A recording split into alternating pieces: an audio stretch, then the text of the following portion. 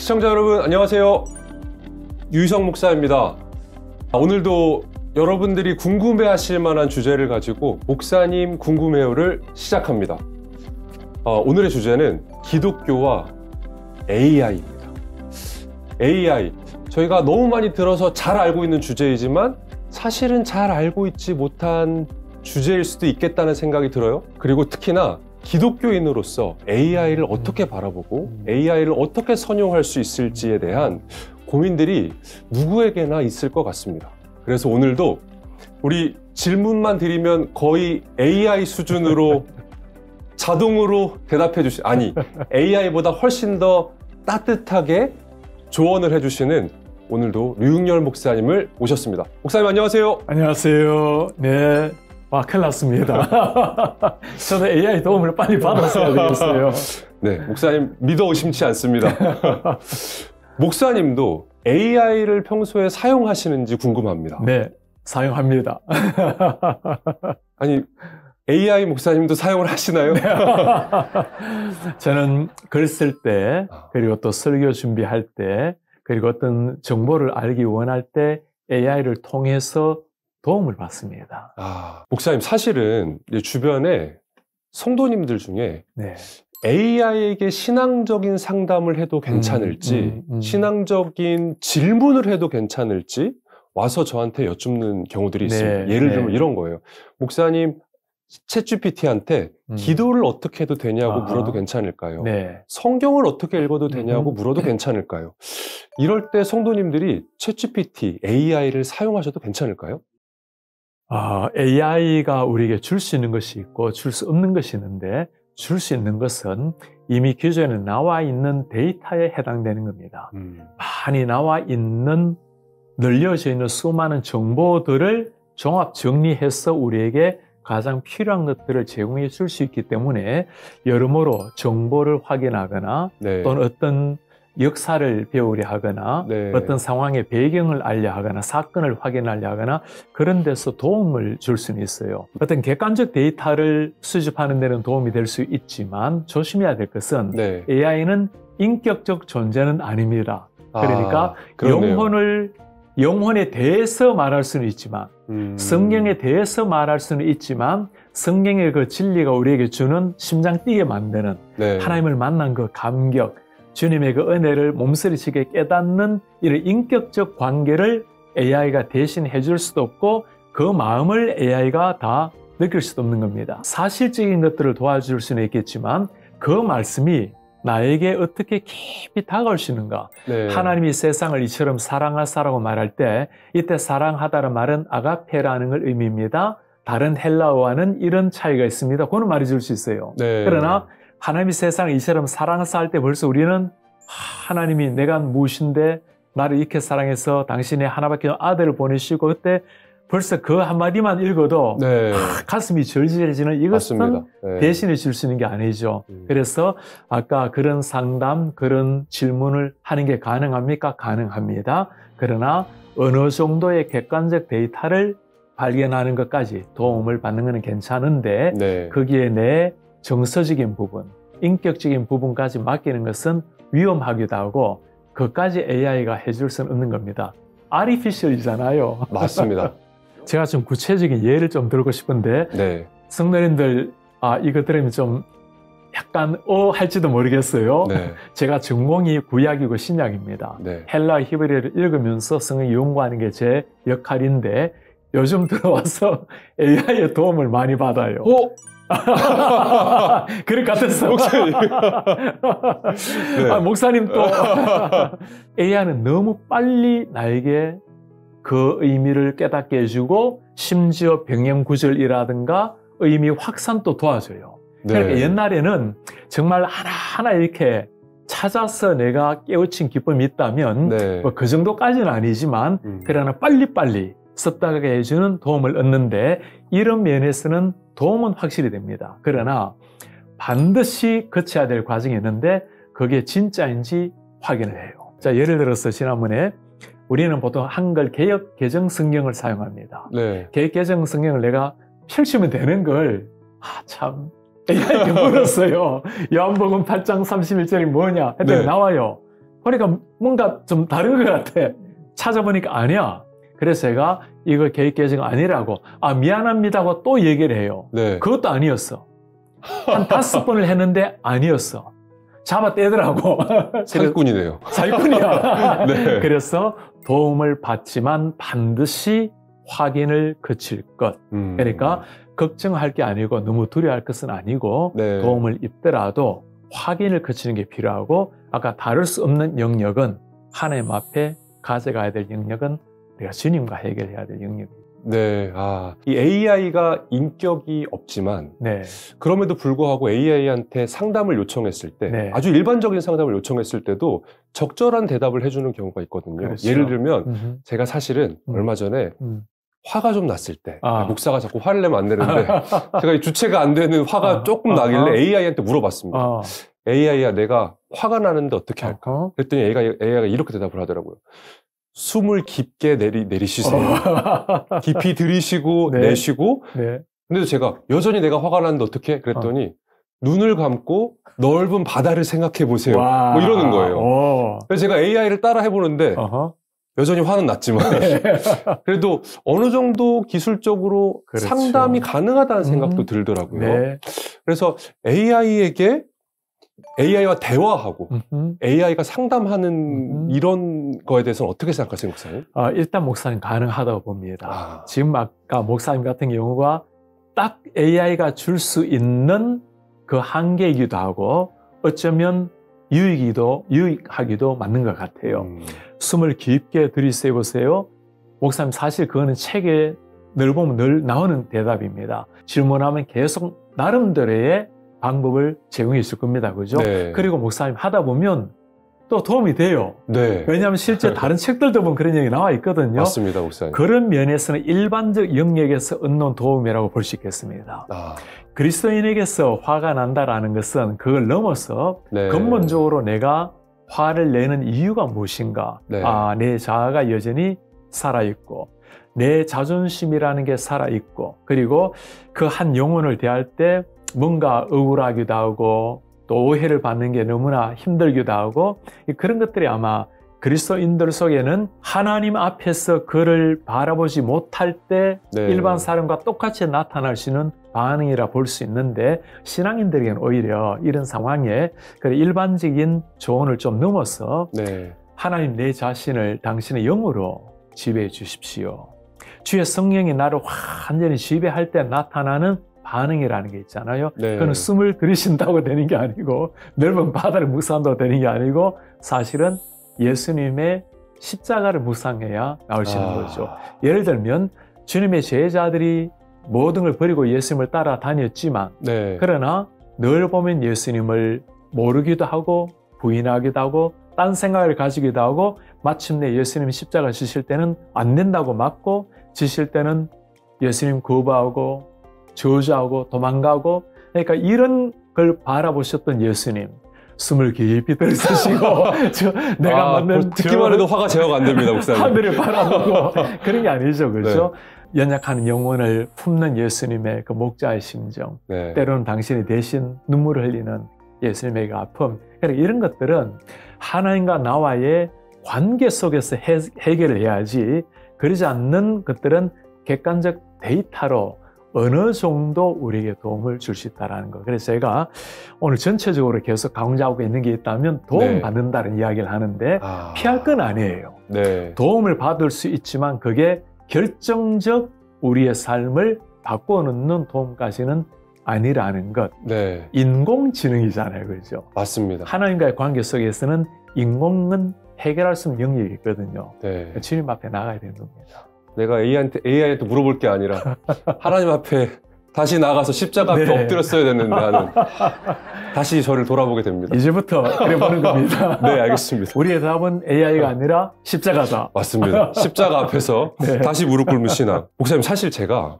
얼마 전에 아주 충격적인 기사를 하나 읽었어요. 어떤 집에서 저녁에 이제 가족들이 부모님이 거실에서 편하게 TV를 보고 있었고 아들이 방에 있었는데 들리지 말아야 될 소리가 들린 겁니다. 그래서 급하게 부모님이 방에 들어갔는데 아이가 이렇게 쓰러져 있었고 옆에 아빠의 권총이 놓여져 있었다고 미주에서 있었던 일입니다.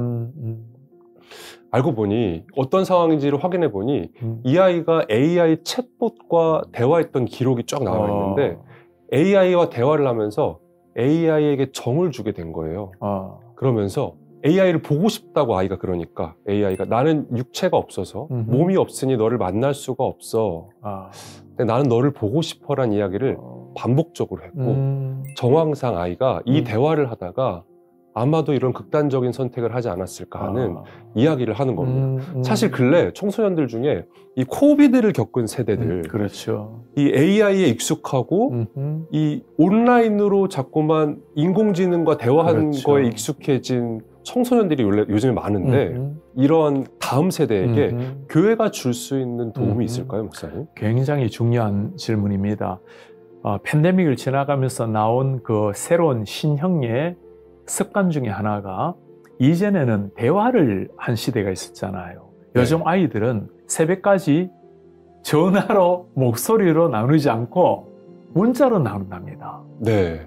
옆방에 있는데도 문 열고 대화를 하면 되는데 그게 아니고 문자를 나누는 시대가 되었대요. 네. 그러니까 공동체성이 무너져 버린 거예요. 네, 맞습니다. 혼자 살아가는 개인주의 또는 나 홀로주의, 뭐 혼밥, 그러니까 이런 것들이 예전에도 없었던 건 아니지만 그러나 오늘날 이게 거센 물결처럼 문화처럼 되어버린 시대.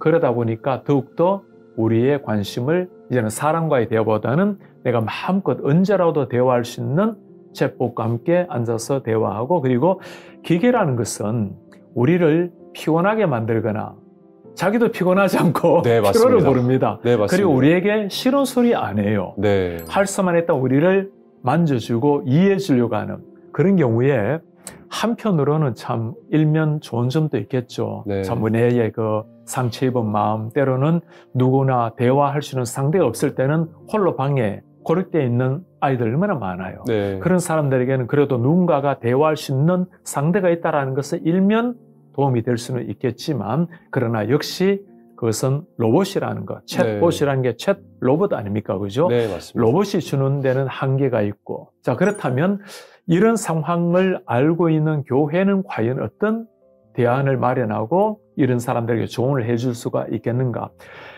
좀 신학적으로 말하면 목사님, 우리 본래 인간은 하나님과의 교제, 그러니까 네. 공동체성을 가지고 있는 게 인간의 모습입니다. 자, 하나님께서 우리가 삼위일체란 말을 쓰잖아요. 네. 성부, 성자, 성령이 하나가 되어서 연합체를 이루고 있는 것처럼 우리도 그리스도의 몸을 이루고 있는 연합체라는 것. 네. 그래서 지금은 기계와 나와의 연합은 불가능합니다. AI는 결국에는 정보를 전달해 줄 수는 있지만 진리 자체를 줄 수는 없는 겁니다. 절대 진리, 절대 기준을 우리에게 줄 수는 없는 거죠. AI가 줄 수 있는 것은 언제나 축적되어 있는 진리 사실입니다.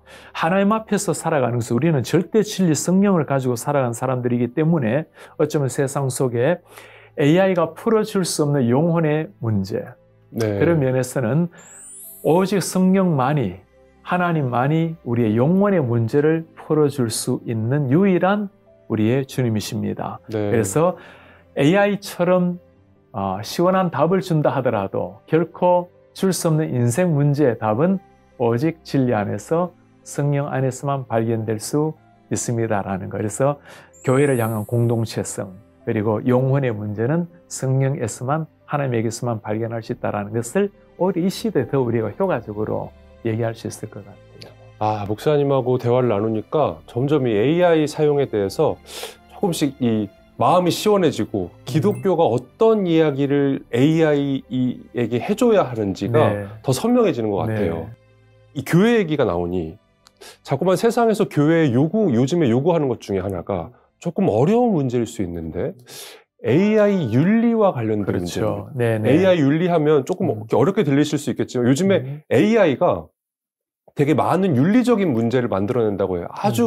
아주 이제 지엽적인 문제에 있어서는 뭐 대학에서 레포트를 내는데 그렇죠. AI의 도움을 받아서 네. 본인 거 인증 낸다든지 아니면 뭐 이렇게 은행에 접속을 하는데 남의 정보를 AI로 가지고 와서 그 사람의 지문과 그 사람의 심지어 얼굴까지 복사해서 다른 사람의 은행에 들어간다든지 다른 사람의 모습을 복사해서 그 사람인 척 이야기하는 영상을 만들다든지 이런 여러 가지 이제 AI 윤리와 관련된 일들이 불거지고 있는데 기독교가 이런 AI 윤리를 만드는 데 도움이 돼줄 수 있을까요? 그렇죠. 굉장히 중요한 질문이고 아마 현재 그리고 미래 지향적 우리 방향이 어딘지를 한번 정립해야 될 그 질문이라고 볼 수 있는데 목사님 이전에 이세돌 기억납니까? 세계의 바둑 대회 알파고 맞습니다. 알고 있습니다. AI를 최초로 이긴 맞습니다. 네. 한 번 이겼어요. 네, 진짜 딱 한 번 이겼습니다. 세 번 지고 네. 그때 딥마인드를 창시했던 데미스 하사비스라는 네. 그 창시자가 왔을 때 그가 그 대국을 다 지켜보고 난 다음에 카이스트에 가서 강연을 했습니다. 그때 강연의 주제가 뭐냐면 에틱이었어요. 윤리. 벌써 윤리 얘기가 나왔었네요. 그럼요. 그때 우리는 AI에 놀라가지고 그냥 알파고에 놀라가지고 와 이게 가능한 일인가? 그리고 이세돌 대단하다 그 얘기하고 있었는데 그분은 윤리에 대한 논의를 해야 된다라는 화두를 꺼낸 거예요. 저도 그때 딱 들어보면서 반드시 이 날이 오겠다는 생각이 딱 들어왔어요. 왜냐하면 이 기독교인이 아니라 하더라도 AI가 기계가 과연 어디까지 우리를 침범해 올 수 있을 것인가? 인간은 AI에 어디까지 의존할 수 있을 것인가? 아까 심지어 거짓말을 만들어내어서 누구에게 피해를 준다라든가 네. 악용하게 된다면 뭐 심지어 전쟁에 이용이 된다거나 맞습니다. 목사님. 다른 사람의 정보를 빼온다거나 그리고 심지어 나중에 AI가 어떤 한 인체 기능을 하게 되었을 때 나타날 수 있는 인간 로봇이 인간과 어떤 관계를 형성할 수 있을 것인가. 네. 이 모든 것들이 다 어찌 보면 윤리적 문제라 볼 수 있는데 이때야말로 기독교는 굉장히 좋은 시기입니다. 자, 세상 사람들의 윤리 이야기를 하게 되면 지금 현재 우리의 시각을 가지고 있는 윤리적 잣대로 판단해야 될 겁니다. 그런데 그 현재적 윤리 잣대는 2000년 전과 지금 달라요. 매일 변합니다. 매일 변합니다. 네. 맞아요. 일본과 한국, 인도가 달라요. 네. 시대, 상황에 따라서 다 다른 겁니다. 윤리적 잣대가 계속 바뀔 수 있는 거예요. 자, 그러나 영원히 변치 않는 윤리적 잣대를 가지고 있는 것이 기독교고 성경입니다.